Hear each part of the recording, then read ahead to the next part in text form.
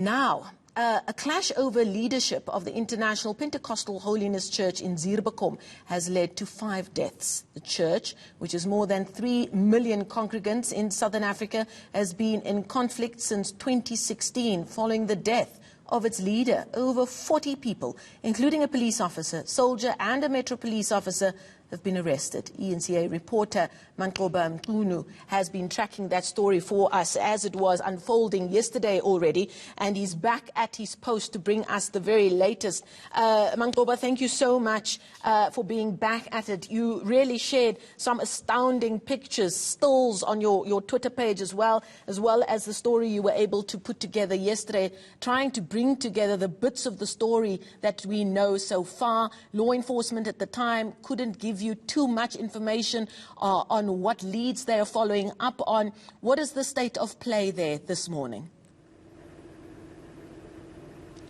Well, Marcel, a totally different scene compared to what we found here yesterday when we arrived around about 9 o'clock in the morning. Of course, the remnants of that violent attack still visible. Let me just step out of shot, Marcel, so that my colleague Joel Matlala can show you the iconic star of the church still hanging.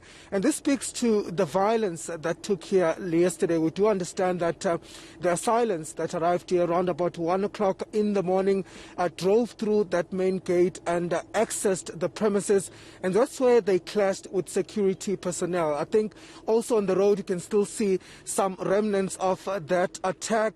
Some of the blankets there on the streets are from one of the vehicles that was used by the group that had come here to attack this particular church premises. So as it stands, police yesterday saying that they had recovered over 41 firearms and also arrested about 40 people as a result of that clash that happened here. And when we arrived here, we could still see some of their vehicles that have been torched. We do understand that 4 of them had been torched with the assailants or with the occupants inside them, rather, Marcel, and 5 people losing their lives as a result of the attack. We can see the police, Marcel, they had promised yesterday that they will be here to ensure that they monitor the situation. This as some of the congregants were fearful that there perhaps could be some attacks following what happened yesterday. So the police saying that they're going to maintain their presence here outside the church premises. And this morning, that's what we're seeing. We're seeing police here as well as members of the SANDF who are also driving around the church premises just to ensure that there is some stability.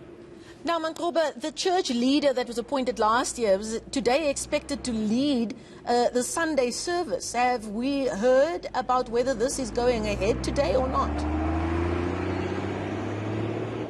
Well, Marcel, we have spoken to the church leaders, and what they are telling us is that the church will not be holding any service today. We do understand, according to the statement, that they've also issued that the church has not opened its doors since the regulations of the lockdown were actually put in place. So they're saying that while there are some of the occupants, some of the congregants that stay inside the church premises, they have not held any service since the lockdown regulations were announced. Even when they were relaxed, Marcel, last month in June, they're saying that they've kept their doors closed up until now. So what we do understand is that there won't be any service taking place here today, but we do expect to speak to the church leaders just to find out on these congregants that are staying here, over 200 of them that were held hostage yesterday, and what it is that they are doing in the church. And of course, if this is not in violation of those lockdown regulations that stipulate that you cannot have more than 50 people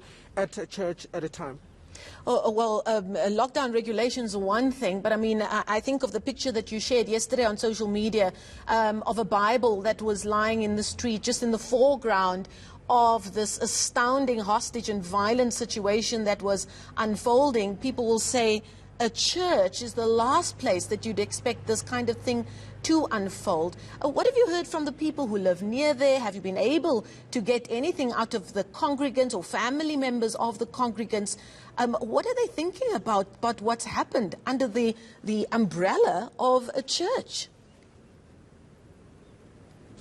Well, Michelle, certainly it's shocking that, such events would unfold in a place of worship. In fact, if you go to social media, we've seen a lot of criticisms on social media from people, saying that, this should have not happened in a church. Many of them even calling for the church to be closed. But when speaking to the congregants, they remain steadfast that, this is their place of worship and that, they'll continue coming to the church. However, there are fears among them that there could be more attacks that could come their way. We do know that this was not certainly the first incident that had happened here at the church.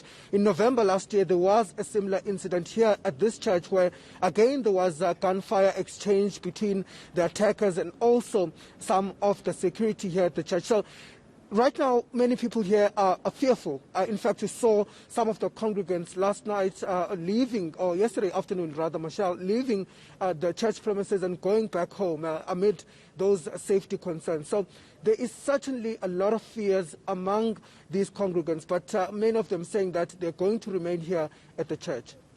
Manqoba Mchunu, bringing us some astounding details and background there from the site of the Zuurbekom International Pentecostal Holiness Church. Thank you so much for that update, and do stay with us because he will be bringing us even more on this astounding and unfolding story.